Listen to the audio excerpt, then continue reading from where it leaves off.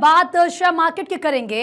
South Korea में महंगाई घटी है, 42 महीने की न्यूनतम दर 2% हुई है। भारत में टर्म इंश्योरेंस पर जीएसटी खत्म होने की संभावना है। भारत में ब्याज दर कम होने की संभावना है और ऐसे में हमारे मार्केट एक्सपर्ट आकाश जिंदल जी हमारे साथ जुड़ चुके हैं। आकाश जी, बहुत बहुत स्वागत है आपका भारत 24 पर।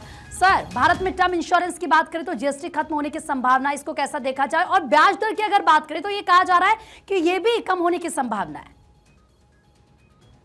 जी प्रीति, सबसे पहले बात करेंगे, अगर टर्म इंश्योरेंस पे जीएसटी कम होता है तो मेरे हिसाब से बहुत अच्छी चीज है। देखिए, इंश्योरेंस के दो कंपोनेंट होते हैं। एक तो टर्म इंश्योरेंस जिसमें महज लाइफ कवरेज होता है, उसमें इन्वेस्टमेंट का कंपोनेंट नहीं होता। वो मेरे हिसाब से सोशली बहुत बहुत रेलिवेंट है, क्योंकि किसी का अनफॉर्चुनेटली अगर कमाने वाला सदस्य परिवार का चला जाए तो परिवार को कंपनसेशन मिलना चाहिए, परिवार को फाइनेंशियल एड मिलनी चाहिए। उसमें टर्म इंश्योरेंस बहुत सहारा देता है, क्योंकि सोशली रेलिवेंट चीज है। इसलिए मेरी ऑर्गेनाइजेशन आकाशजिंदल.in का भी मानना है कि टर्म इंश्योरेंस पे जीएसटी अगर खत्म हो जाए तो अच्छी चीज है। उससे क्या होगा, प्रीमियम कम हो जाएगा और ज्यादा से ज्यादा लोग मोटिवेट होंगे कि अपना जो अर्निंग मेंबर है उसका टर्म इंश्योरेंस कराया जाए, क्योंकि आज के जमाने में, आज के वक्त में किसी की भी लाइफ की सर्टेनिटी नहीं है। हम जानते हैं किस तरह के हादसे होते हैं, किस तरह की बीमारियां होती हैं। तो आई थिंक अगर टर्म इंश्योरेंस पे जीएसटी खत्म होता है तो I definitely would be very happy. मैं उसकी सपोर्ट करूंगा और उसकी ऐसी संभावना लग रही है कि शायद आने वाली जीएसटी काउंसिल मीटिंग में टर्म इंश्योरेंस पे जीएसटी खत्म कराने की चीज को आगे बढ़ाया जाए, और मुझे लगता है उसमें सबकी सपोर्ट मिलेगी। क्योंकि जीएसटी काउंसिल में होता क्या है, सेंट्रल गवर्नमेंट की वोट्स होती हैं और स्टेट गवर्नमेंट की वोट होती है, और एक ऐसी चीज है जिसमें मुझे नहीं लगता कोई ज्यादा ऑपोजिशन आने की संभावना है अगर इसको रखा जाता है तो। जी, और इससे rate of interest, rate of interest जी अमेरिका में कम होने की संभावना है।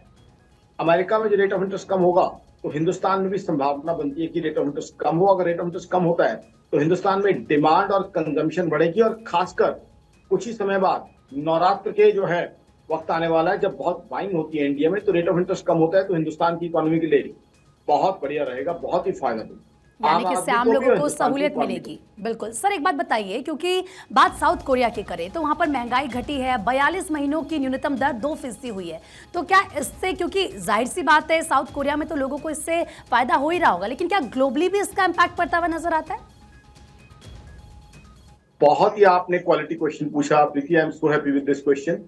साउथ कोरिया में तो आम आदमी को रिलीफ मिलता ही है, लेकिन साथ ही साथ ग्लोबली इससे बहुत फर्क पड़ता है। इससे क्या होता है, जो ग्लोबल एक रिसेशन की भावना आ रही थी, कहीं ना कहीं हम सब जानते हैं कि ग्लोबल स्लो डाउन है, लेकिन बीच बीच में बात ये आ रही थी कि क्या सिर्फ स्लो डाउन है या रिसेशन आ गया है।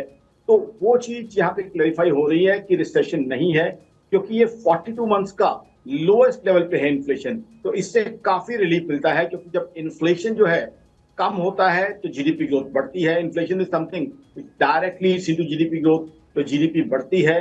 जीडीपी बढ़ती है तो किसी भी कंट्री के लिए जो डेट रीपेमेंट कैपेबिलिटी है वो बढ़ती है, इंटरेस्ट सर्विंग कैपेसिटी है, डेट सर्विंग कैपेसिटी है वो बढ़ती है।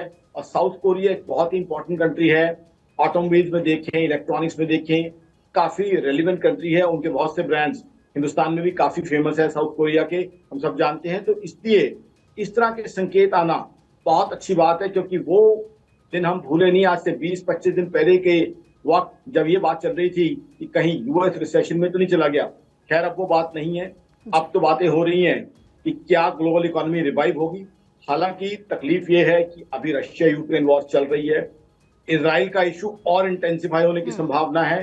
तो अभी स्लो डाउन से तो बाहर नहीं निकलती हुई दिख रही दुनिया, लेकिन फिर भी ये जो अच्छे संकेत हैं ये कहीं ना कहीं आम आदमी को, वहां के आम आदमी को ही नहीं, दिल्ली में बैठे आम आदमी को भी रिलीफ देते हैं। क्योंकि इससे क्या है, ग्लोबल जो रिसेशन का माहौल बन रहा था उससे कहीं ना कहीं रिकवरी मिलती हुई दिख रही है।